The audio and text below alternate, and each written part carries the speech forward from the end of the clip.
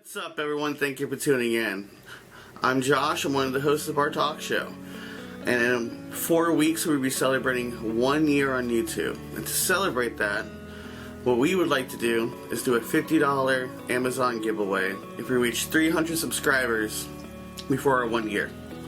If not, we'll give away a $25 Amazon gift card. And to enter, all you have to do is subscribe and put hashtag our talk show on any of our social medias, comments, anything. Tweet us, Facebook, share. So once again, if we get 300 subscribers in the next month, we would give away a $50 Amazon gift card. If not, a $25 Amazon gift card to one of you lucky subscribers. So thanks again for a wonderful year on YouTube. And on our 1 year anniversary, we'll announce the subscriber. So stay tuned.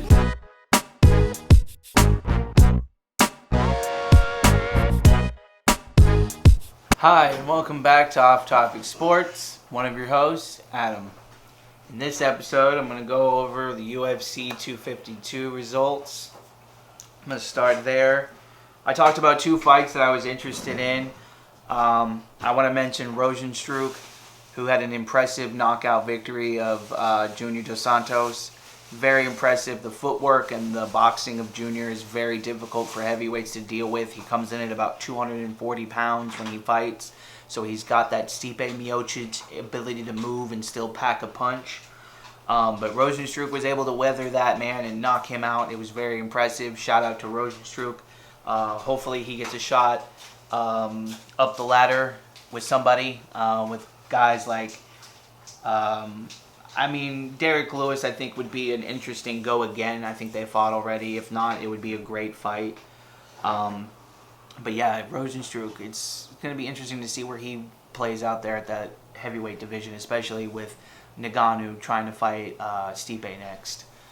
Speaking of which, Stipe fought Daniel Cormier in the main event. Before that, we had the co-main event that I almost skipped over. Sugar Sean, one of my favorites, 135er, seemingly was either kicked or went to do a kick of his own and messed up his foot. MRI yesterday, or I think he had a CAT scan, and I think they're going to do an MRI. But the initial x-ray said there was no broken bones or anything, but it was still swollen, so they got to wait to do the MRI for that, I believe. And his knee, I believe, is also still swollen, so they have to wait for the swelling to go down and do the MRI to see if there's any ligament damage. But apparently there is some sort of damage, but he was TKO'd by Marlon. But I don't know, man. Like, I feel like Sugar's got a lot to show out there. He's very talented. He's still very young. A lot of people are trying to say he has that Conor McGregor thing to him where he's a stand-up fighter. He's very cocky. He's very aggressive. But I think it works for his personality. I don't think there's a lot of faux there.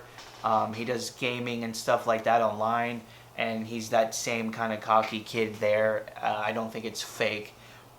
It's going to be really interesting to see his comeback from this. I hope his next fight, he's very well prepared, very well versed, ready to go. I don't think he wasn't in this fight. I think this was just a fluke injury. I think he rolled his foot over like that. And when you do that and you need your lead leg to be, especially a kicker and especially a striker who's focusing on his stand-up, that lead leg is super, super important.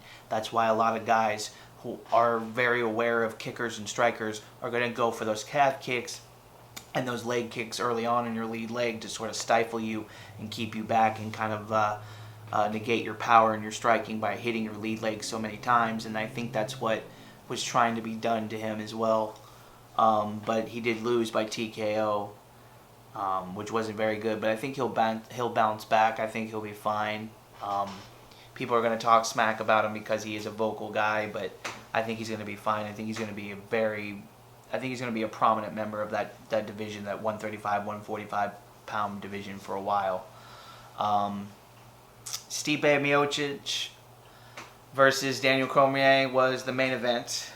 It was very, interesting. There was 3 focal points of the fight. There was the eye poke by DC that turned out to be okay, and then apparently a worse eye poke by Stipe to DC that caused him to have a torn cornea, I believe, at the end of the fight. But Stipe won. He dominated all 5 rounds. Unanimous decision, which I didn't see coming. I thought it was going to be a TKO either way. I didn't see it being a decision, but that's even more impressive that Stipe was able to show you that he can knock him out and then also go 5 rounds with him, weather the wrestling storm, and beat him up and retain his title yet again, sort of cement his legacy as the heavyweight GOAT, which he already kind of had, even before the Cormier knockout and after, I believe, in my opinion. But now he's going to fight Francis again, which I think the same strategy he had with DC this last fight and the strategy he had with Francis the first fight. I think Stipe can take a punch. Obviously, DC was able to knock him out.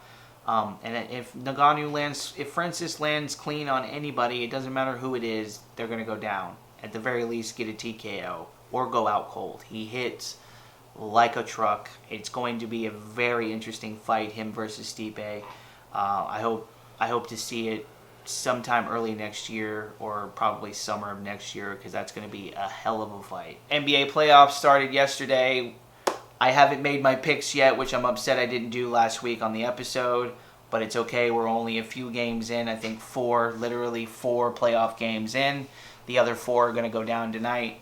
I'm going to go ahead and make my predictions for the first round. I obviously will start out in the West. We have the Blazers versus the Lakers. I think the Blazers are going to prove a point. I think they're going to be a tough team for the Lakers, but I think the Lakers will pull it out in 6.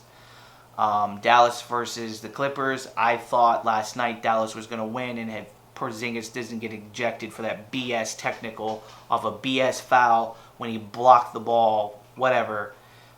If he doesn't get ejected, I think the Mavericks beat the Clippers in the first game of the series. So that's going to be an interesting series going forward. But I think the Clippers are going to pull it out in 7 games. Next one, Denver, Utah.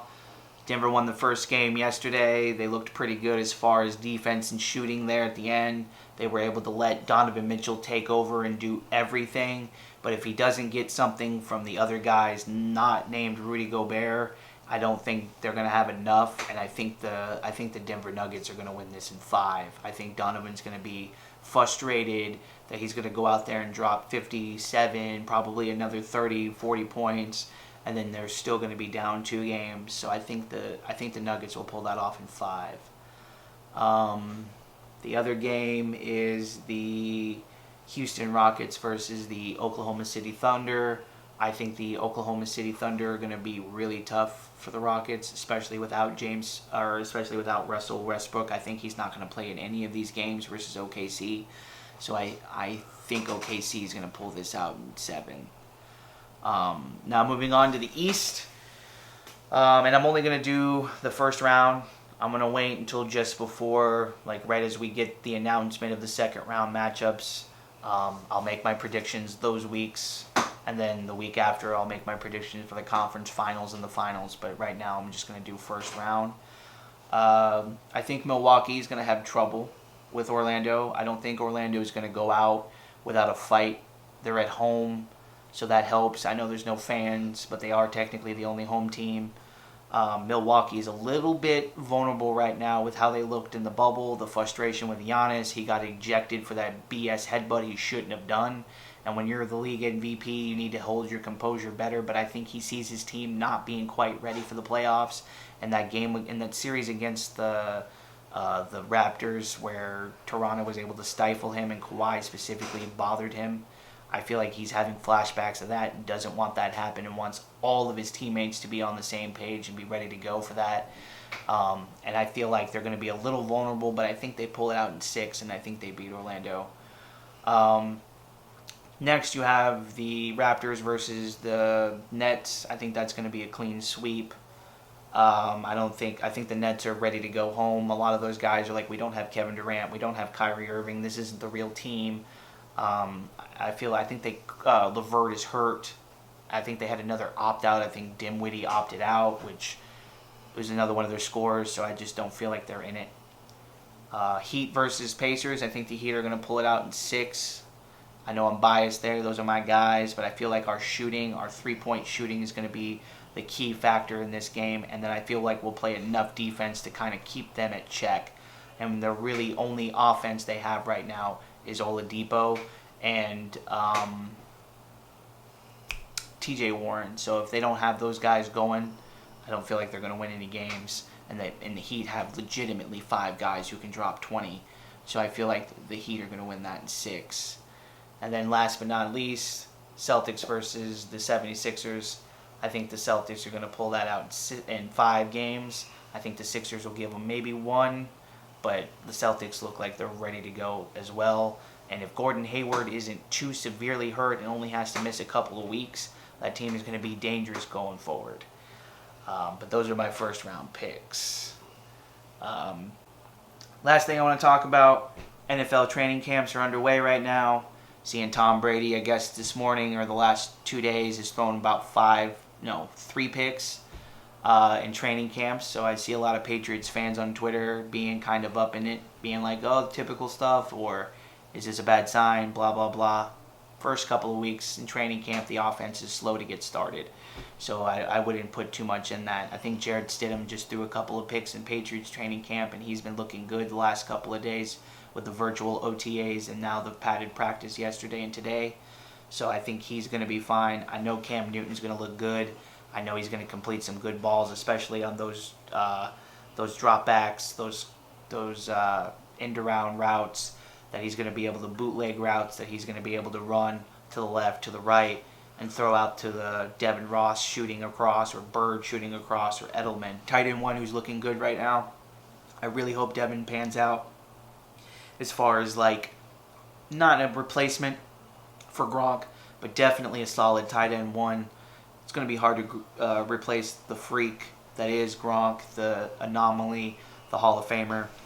It's going to be hard to replace him right off rip with a rookie, but I feel like he's up for the challenge. Some other notes I see in training camp is Devin Ross is 2 days in a row has caught some good passes for the Patriots going deep. Just caught a pass right before I started filming this from Hoyer, another good deep route. I feel like he could be the Jeff Thomas, Damian Bird, what we didn't expect him to be. We kind of expected Bird or maybe Jeff Thomas to be. I feel like Devin Ross is going to make a play for that role. And we already have Mohamed Sanu looking really good in his route running. Of course, Edelman's going to be fine. But that's those injuries that Sanu suffered. I think he suffered 2. I know for sure he suffered 1 on the fumble with Josh Gordon against the Ravens. You know, it is what it is. He got his surgery. He's moving on. We're moving on. Team's looking good as far as other aspects are concerned. DB's looking solid at a Kyle Duggar, who's going to be that Patrick Chung replacement right now. We don't know if it's going to be Adrian Phillips or if it's going to be Kyle Duggar, but apparently Kyle's looking pretty good. I think he broke off center field and went over and intercepted a pass from Stidham. So hopefully we get him out there as the guy to replace Chung, or at the very least, him and Phillips share that role a little bit there to sort of solidify the back end of an already excellent, and might I even add, #1 DB room in all of the NFL. But yeah, that's it so far. Any little things I get updated for next week, I'll throw out there. And hopefully we get some really awesome playoff basketball here in the next week. Don't forget to follow us on our social medias. I also am on our talk show. It's on this platform. Hit a 300 subscriber count, so we're doing a giveaway. There's going to be a video before this one already showing you the promo of it. Go in there, subscribe, hit hashtag our talk show, and you can enter in to win $50 for our 300 subscriber count on our 1-year episode for our talk show. I'll be doing little giveaways here every now and again, but that's further on in the future. And don't forget to like and subscribe. Don't forget to follow. Thanks. Hello everyone, I hope you enjoyed the video. That was Off Topics with Adam. I'm Josh from Our Talk Show. If you would like, hit the subscribe button here, or you can watch Our Talk Show episodes over here. See you next time.